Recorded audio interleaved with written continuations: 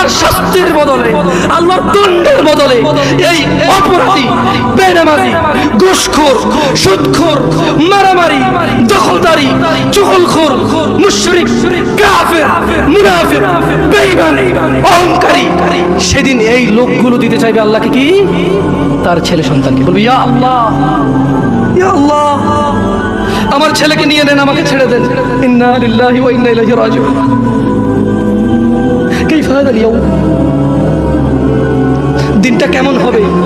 বাবা, জি জি, ছেলের অসুখ কিডনি দিয়ে দেয়, ছেলের অসুখ কিডনি দিয়ে দেয়, বিদেশে 10 বছর থাকে। যুবক, তোমাকে একটা বাস্তবতা বলি, তোমার বাবা তোমাকে কত ভালোবাসে। তোমার বাবার বয়স 35,